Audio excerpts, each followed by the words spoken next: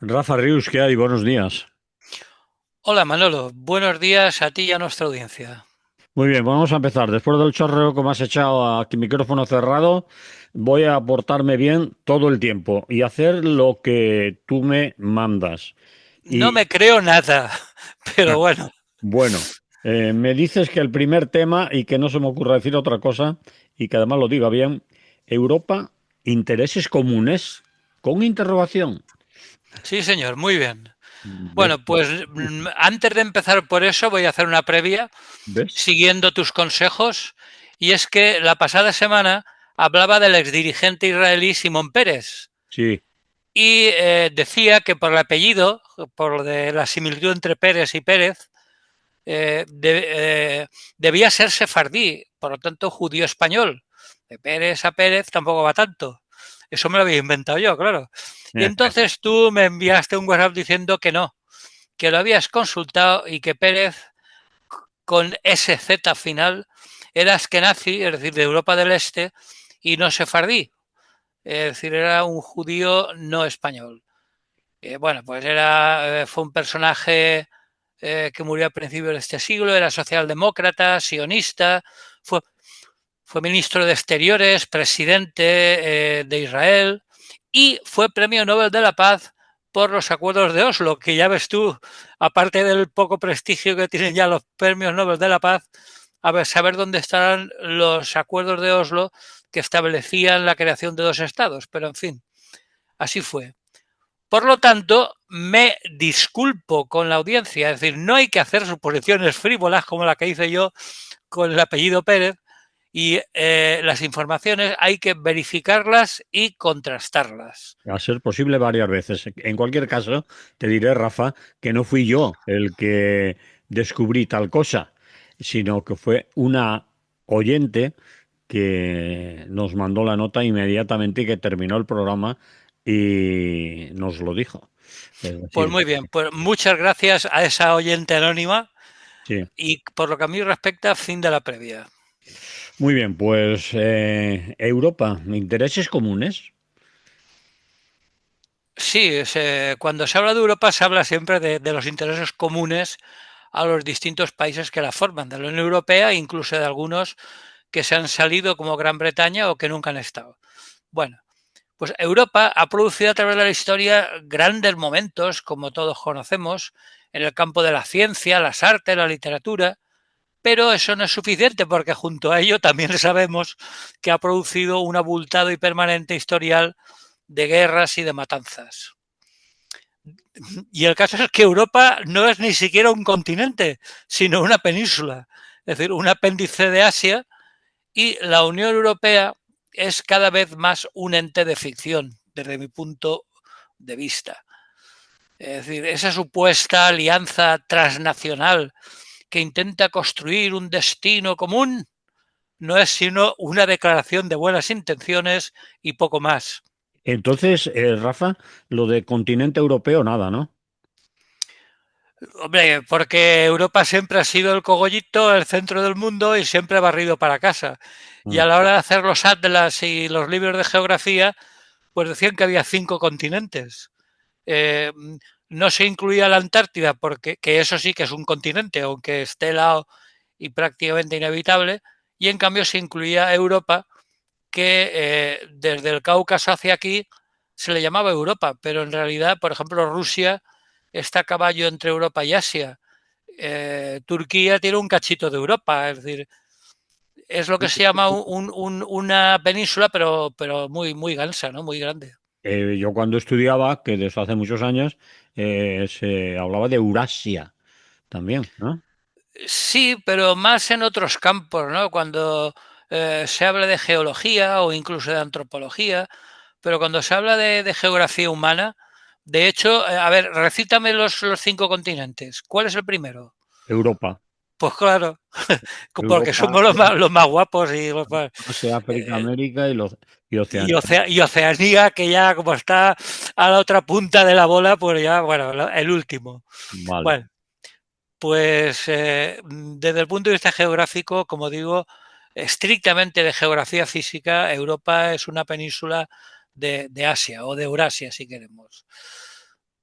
Bien, pues esta supuesta alianza que empezó, si hacemos un poco de historia y lo recordamos, siendo una organización económica, la CECA, que no Mm, tiene que ver nada con Radio Clara, por cierto, no, es decir, la Comunidad Europea del Carbón y el Acero, sí.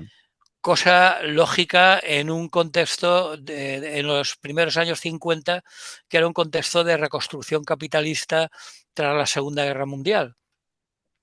Entonces, a partir de entonces ha ido evolucionando y admitiendo nuevos países hasta que llegó un momento histórico en el que apareció el espejismo de la formación de una suerte de, como una especie de federalismo europeo o algo así, ¿no?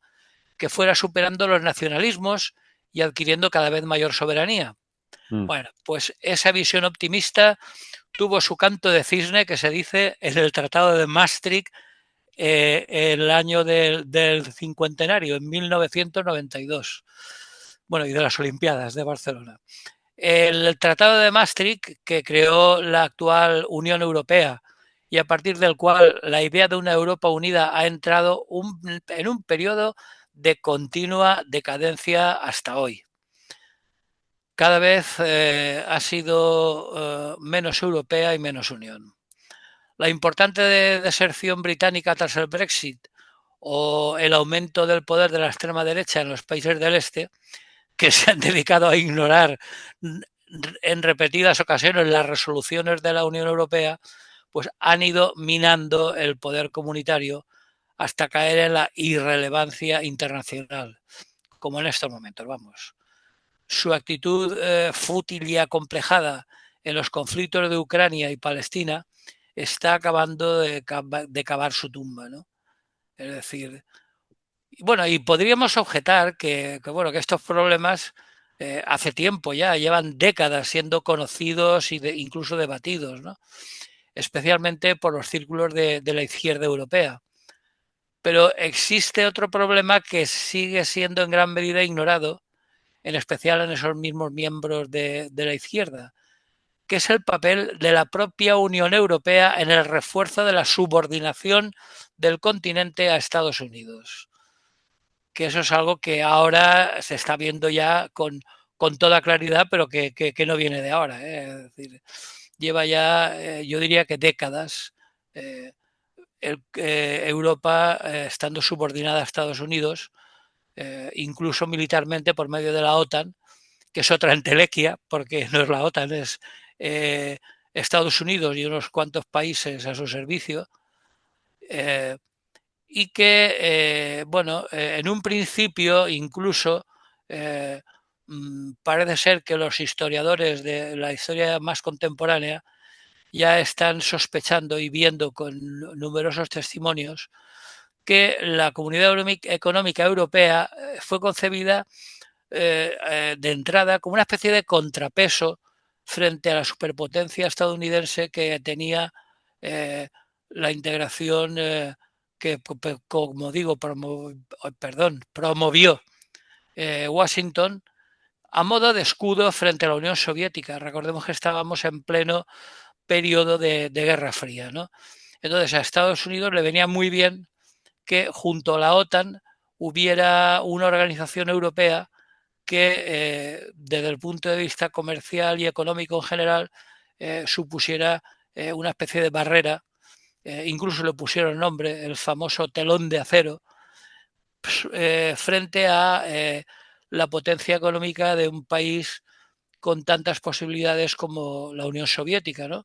Recordemos que era y es el país más extenso del mundo mm, y con unas enormes reservas de todo tipo de materiales y minerales estratégicos, ¿no?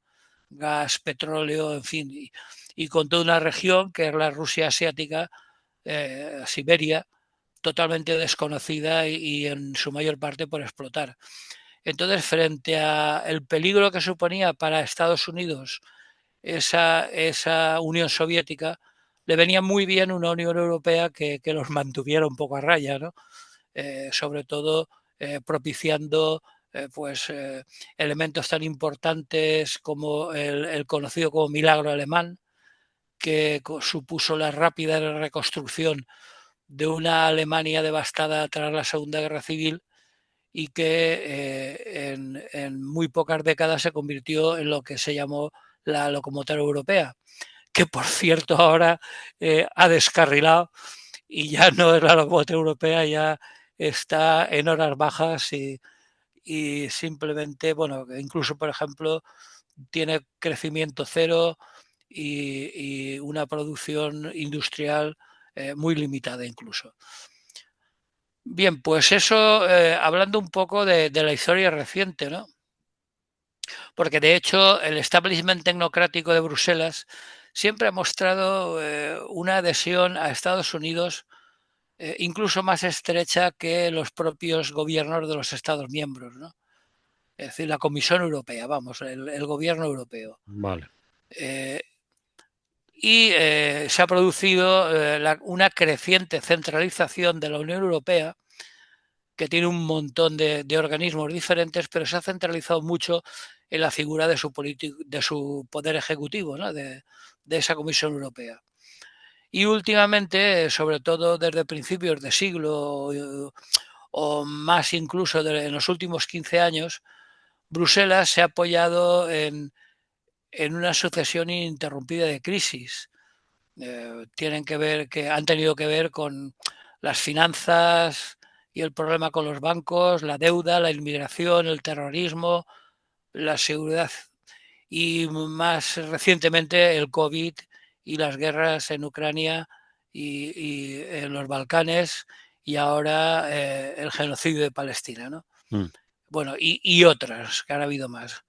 Pero todo eso ha hecho que haya aumentado de manera radical, aunque discreta, es decir, sin hacer mucho ruido, el control de la Comisión Europea en ámbitos que antes eran privativos de los gobiernos nacionales, ¿no?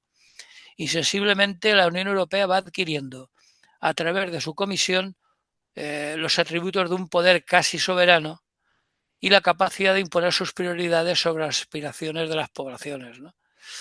Por ejemplo, sin ir más lejos, nuestra querida presidenta von der Leyen, a quien se le ha llamado la presidenta estadounidense de Europa, Mm, mm, que en una para mí acertada definición, mm. pues sacó partido recientemente de la crisis ucraniana para promover una especie de supranacionalización de facto, vamos, no por ley, sino en la práctica, de la política exterior de Europa.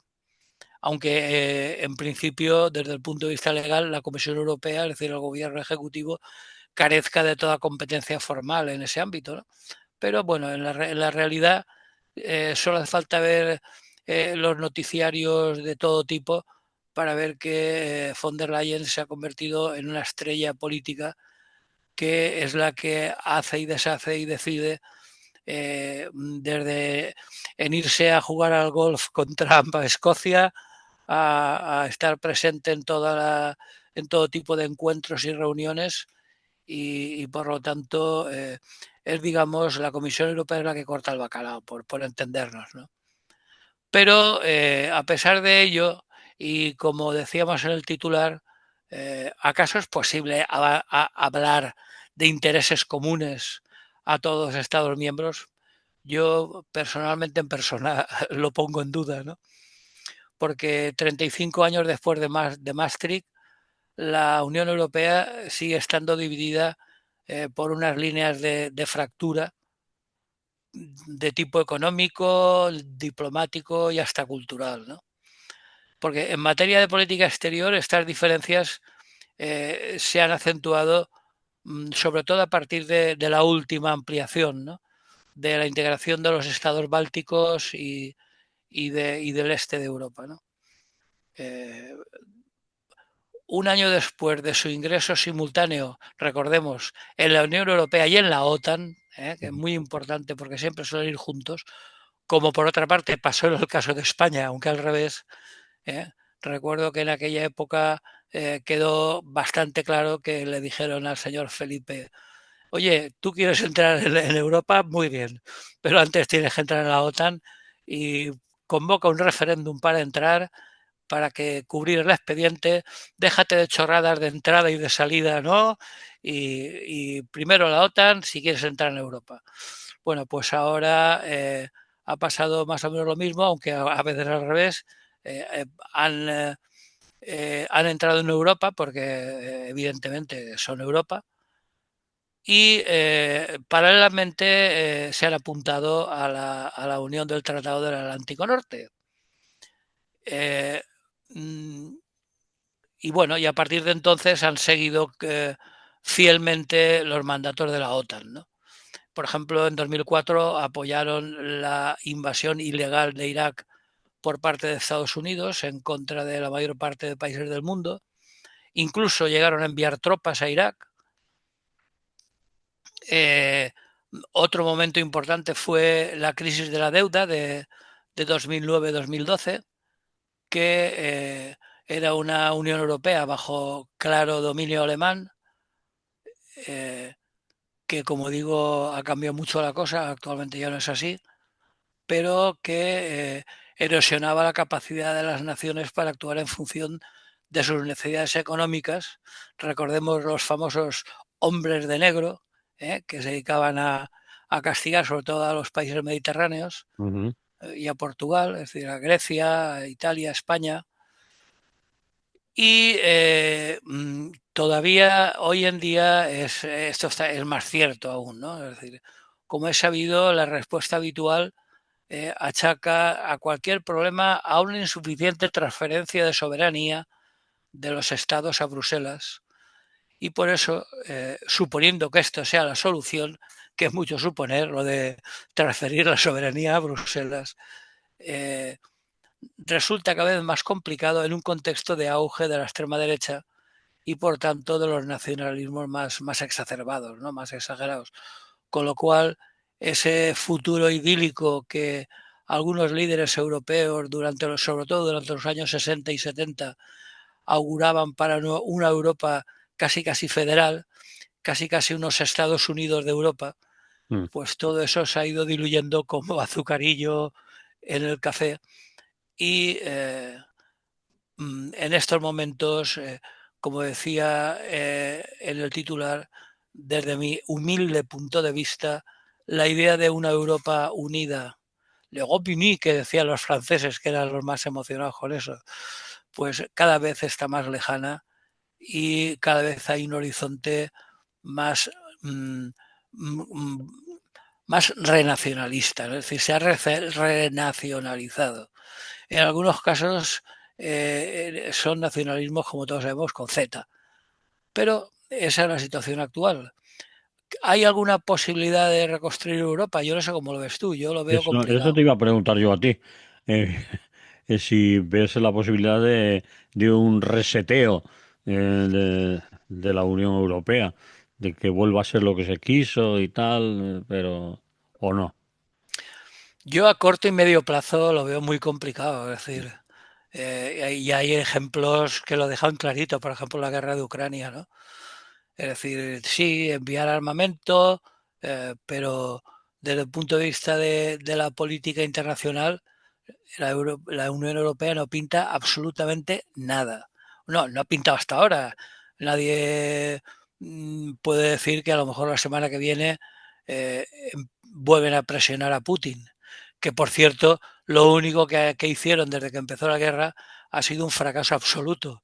Es decir, las sanciones a Putin han hecho que la economía rusa esté mucho mejor ahora que en cuando empezó la guerra de Ucrania. Es decir, ni han servido las sanciones, ni los actos de sabotaje como la rotura de las tuberías del canal del conducto de gas hacia Europa desde Rusia, ni ha servido absolutamente ninguna de las sanciones que le han impuesto, ¿no?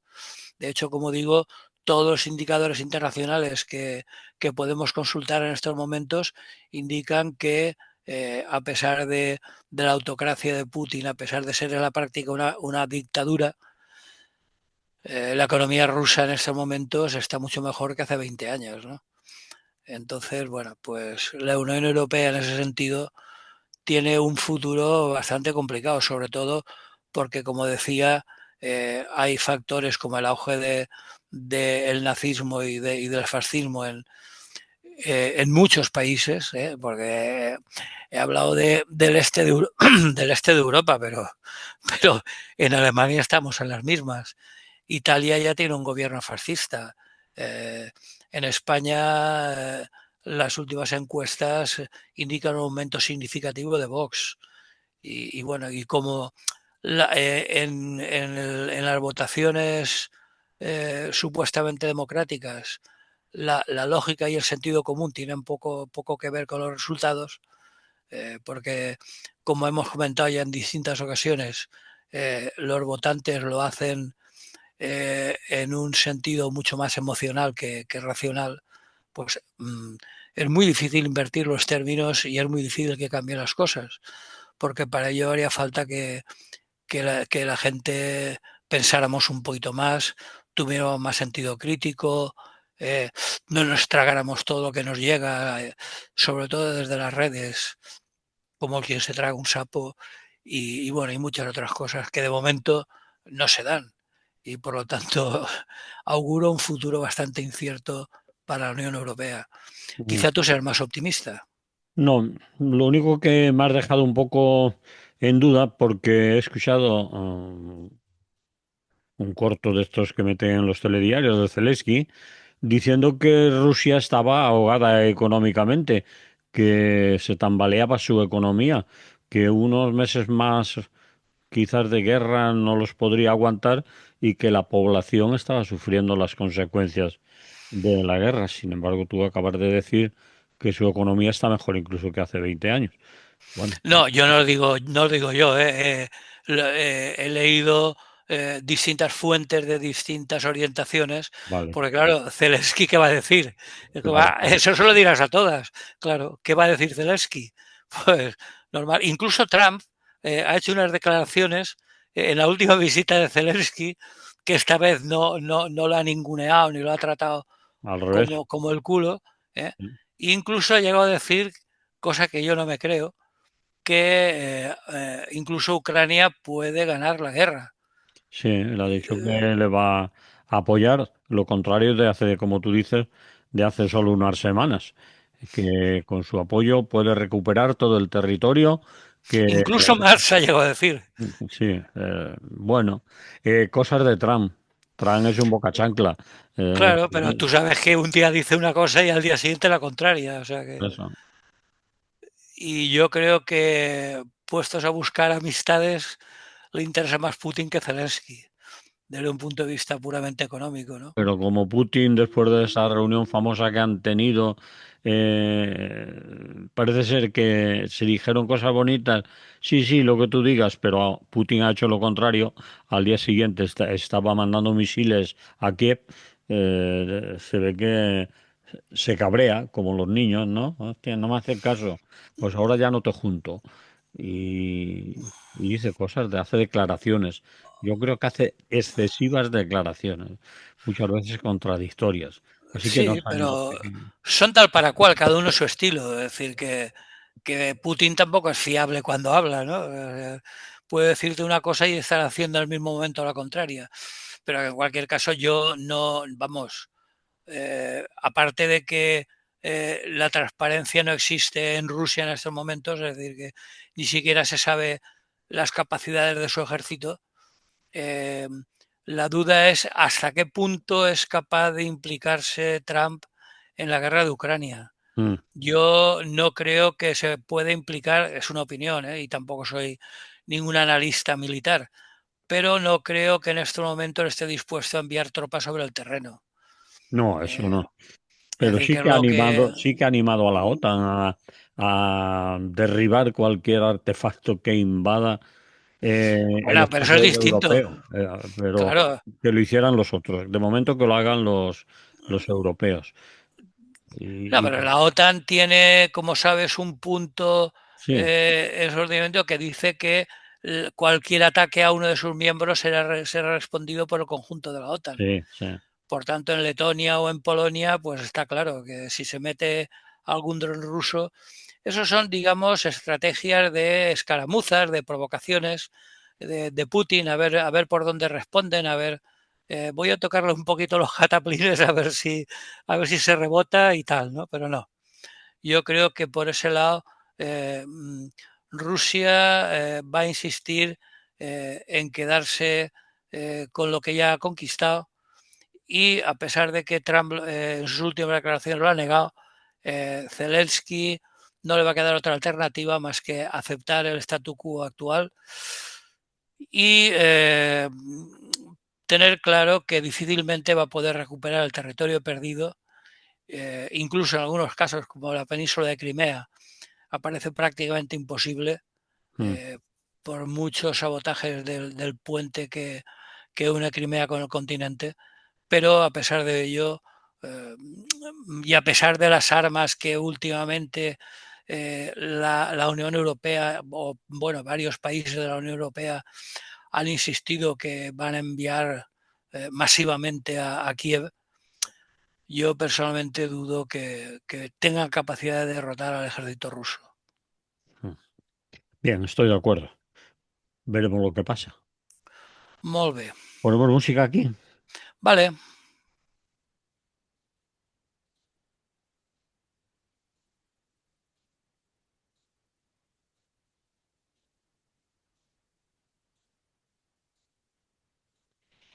Continuamos en Es lo que hay, en Radio Clara, hablando con Rafa Rius y una segunda parte. El complicado puzzle de la política parlamentaria española. Sí, como la semana pasada no fuimos muy lejos, esta vez vamos a hablar un poco, si te parece, de España y en un tema que a mí personalmente me preocupa y es que demasiadas veces se confunde política parlamentaria con política en general, Mm. cuando la política parlamentaria es solo una parte de la política general.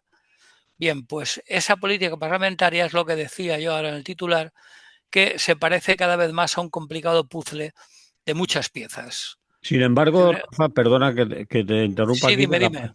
la política parlamentaria es la que, bueno, se lleva todo tipo de análisis, se ocupan y se preocupan de ella todos los medios de comunicación y parece, porque yo estoy de acuerdo contigo, pero parece que no hay otra política, que solo existe lo que sucede en el Parlamento y si te fijas en los debates, en las tertulias, en las entrevistas y quién habla y quien titula los periódicos siempre son partidos políticos o relacionados con la política parlamentaria, la otra política de movimientos sociales de la calle, de asociaciones, de incluso de temas de economía, etcétera, etcétera, apenas ocupan espacio en debates, análisis, tertulias y demás, ¿no? Y la prueba es que cuando llega agosto y se van el Parlamento de vacaciones, parece ser que ya no pasa nada.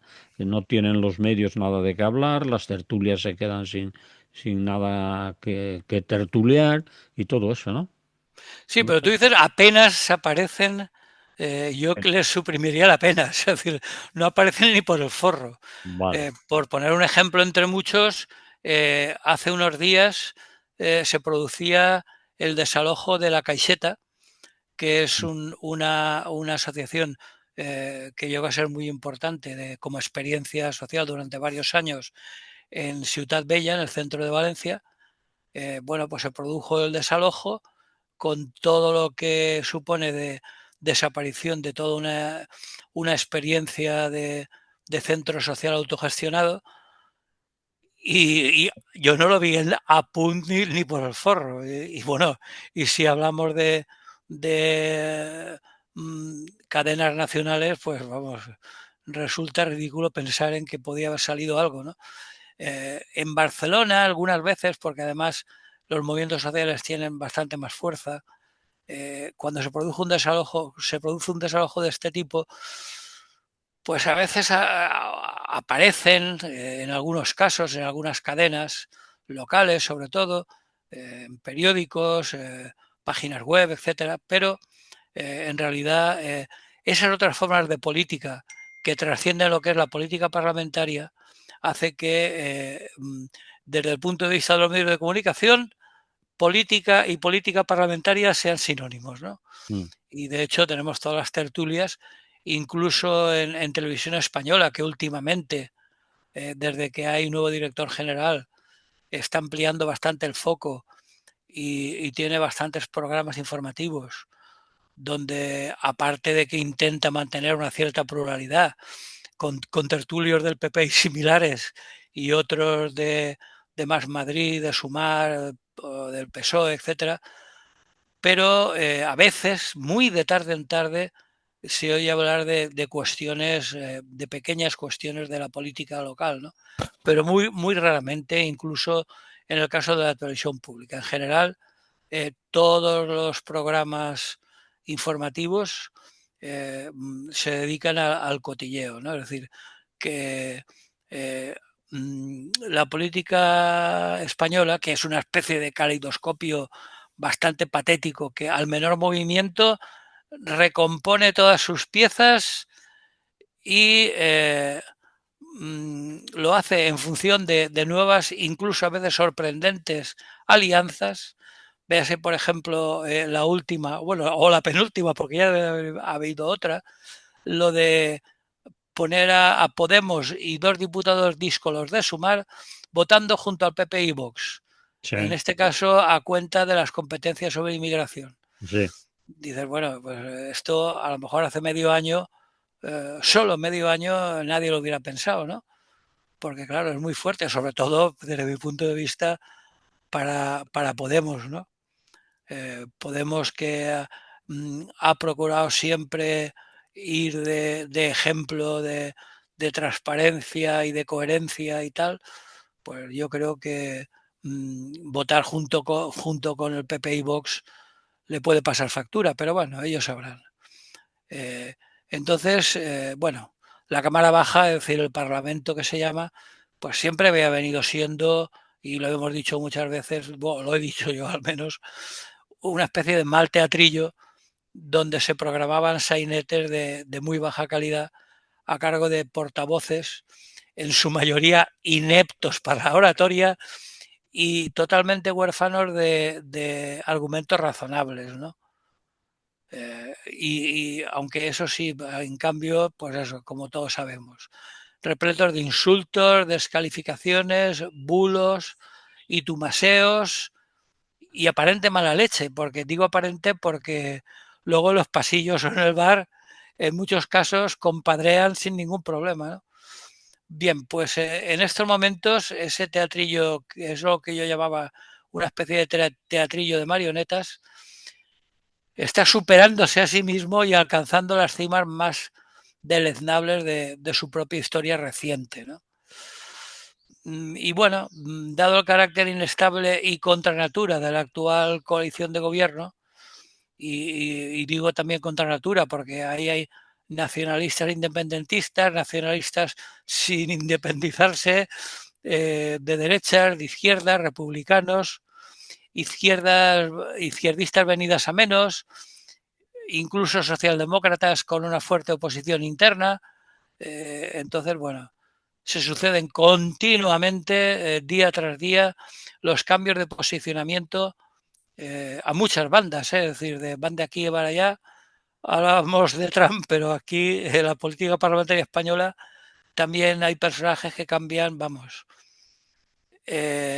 Si a ello le sumamos el comportamiento cerril de la derecha, obsesionada como único tema, como obsesión, eh, en defenestrar a Sánchez, es su monotema, no piensa en otra cosa. Y además a costa de meter en el trullo a toda su familia, eh, mentir sin ningún pudor y bueno, incluso desprestigiar e involucrar en su cruzada, aparte del poder judicial afín, en su cruzada que yo diría que ya para mí está llegando a ser patológica, ¿no? Es decir, Sí. eso ya Bueno, pues sí. ayer les dio un disgusto bueno. Les dijo que para el 27 se presenta, que lo ha consultado con su familia y con el partido y que se presenta en 27 otra vez a las elecciones. Bueno, pero eso era totalmente previsible. Eh, Eso era tan previsible como los famosos días, esos que se echó 4 días de reflexión, bueno, que todo cinco. el mundo sabía lo que iba, o 5, los que sean, que Mm. todo el mundo sabía lo que iba a decidir. Pues bueno, yo creo que el que se presente estaba cantado, vamos, yo por lo menos nunca he dudado de ello, ¿no? Entre otras cosas, por dos motivos fundamentales. En primer lugar, porque no tienen otro líder Mm. con más caché Sí, que Pedro Sánchez, ¿no? sí, Y luego porque incluso ahora, e incluso como he dicho, teniendo una fuerte oposición interna, ¿eh? Tanto de los actuales como de los fósiles pasados, pues Pedro Sánchez ha demostrado una increíble capacidad de resiliencia, ¿no? Porque eso lo ha dicho, hombre, lo ha dicho un poco también a partir de la imputación y a partir de que el juez Peinado haya sentado en el banquillo a su mujer, a su hermano, y menos mal que no era familia numerosa, porque si no lo imputaba a todos. bueno, Peinado ha dicho que a lo mejor llama a su mujer a lo mejor a un juicio conjurado, pero no ha dicho que sí, ya el día de la fecha y tal. Y bueno, a su hermano la ha sentado en el banquillo otra jueza Sí, de, bueno, de trabajo. Bueno, pero pero también de la cuerda del PP, vamos. que eso dicen, eso dicen, eso dicen. Hombre, el Peinado no es que lo digan, es que ha sido militante del PP durante mucho tiempo y su trayectoria lo avala, ¿no? Bueno, una En hija suya es cuanto, concejala o ha sido concejala en el Partido Popular en una localidad madrileña. Es decir, que, como tú dices, no, y él ha sobreseído o incluso se ha hecho el loco hasta que ha prescrito casos, en fin. sí. Bien, sigue, sigue, perdona por la... No, no, sí, pero lo que quería dar a entender es que eh, lo- el Partido Popular está mm, sobrepasando continuamente sus propios límites, ¿no? Y va a llegar un momento en que yo creo que cae dentro de la patología parlamentaria, ¿no?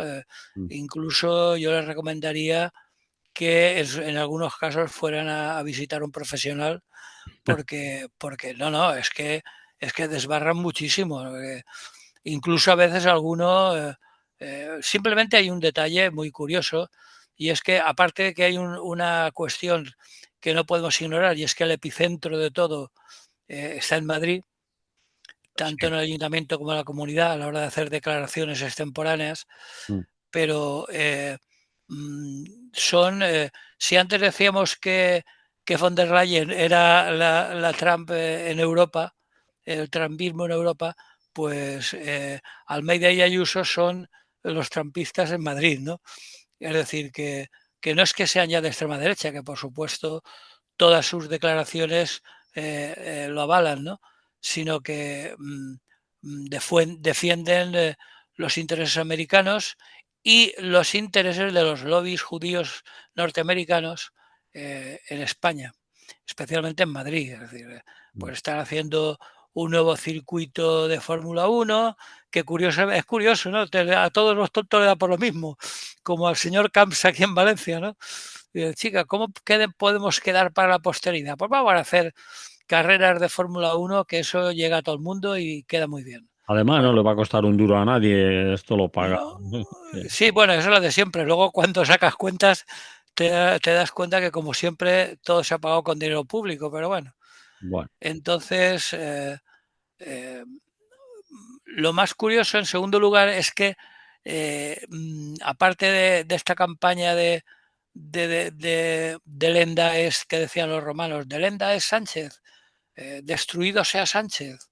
Pues bueno, aparte de eso hay una cuestión, y es que todo ello no va acompañado en absoluto de nada que se le parezca a un programa político, cierto. que es lo grave, ¿no? Es decir, vale, o sea, aparte de lo de tirar a Sánchez, eh, ¿qué proponéis, no? Porque claro, eh, si tú quieres formar un futuro gobierno que dices que anhelas y que consideras necesario y tal y cual, pues tendrás que explicar lo que vas a hacer cuando tengas el gobierno, porque hasta ahora no he dicho ni mu.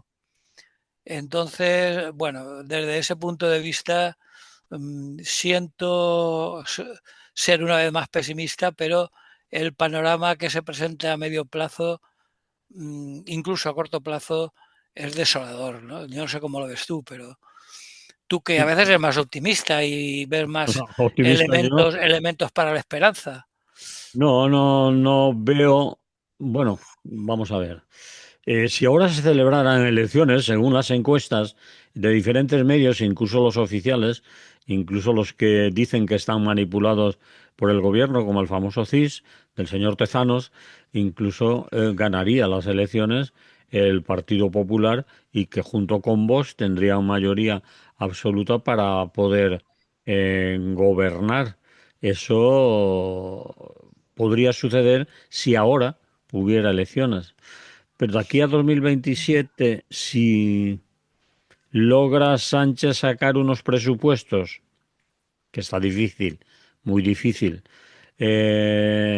gobernar con el dinero que falta de Europa, etcétera, y los del Partido Popular le empiezan a crecer las ranas porque el País Valencia o Valencia o la comunidad, como ellos dicen, lo tienen fastidiado con el señor Mazón.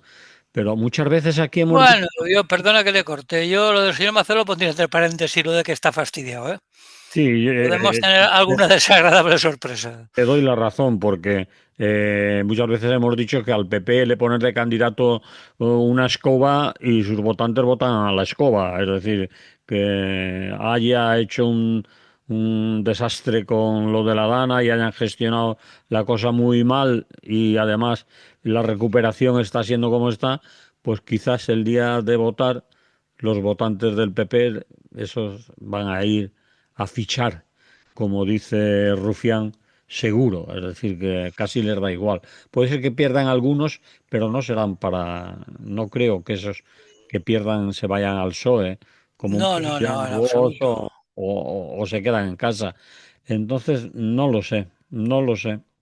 Yo creo que todas las encuestas, como tú decías, incluso las del CIS, dan una clara ventaja al PSOE. Es decir, de 10 puntos.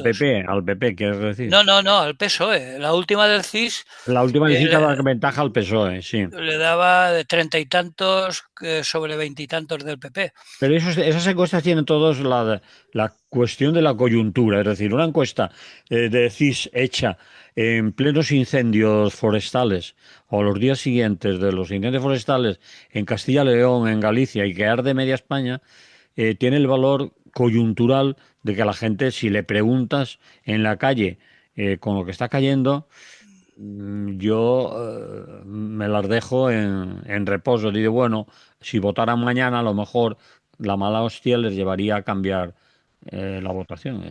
Te No lo sé, digo por eso. yo incluso creo, estoy de acuerdo con lo que tú comentas ahora, pero yo incluso creo que se podrían acercar bastante a la realidad, pero por una razón.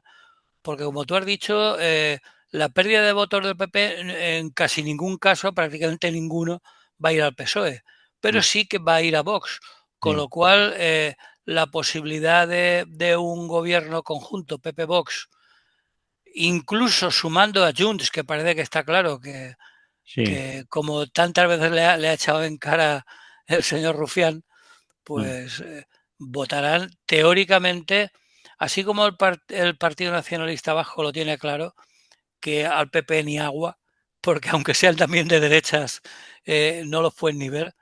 Pero yo creo que el partido, que Junts podría ser más comprensivo, ¿no? Entonces, bueno, juntando PP, Vox, Junts, a lo mejor muy raspadito, pero incluso convocando las elecciones ahora, eh, que por supuesto Pedro Sánchez tiene claro que no es el momento, sí. eh, Solo los puede pues convocar él. claro, entonces el resultado seguiría siendo incierto, ¿no? Mm, Eh, lo cual no quiere decir que yo vaya a votar al PSOE para que no salga el PP, como tantas veces se ha hecho, porque está muy bien que vayan cambiando de estrategia. De hecho, ya lo están haciendo.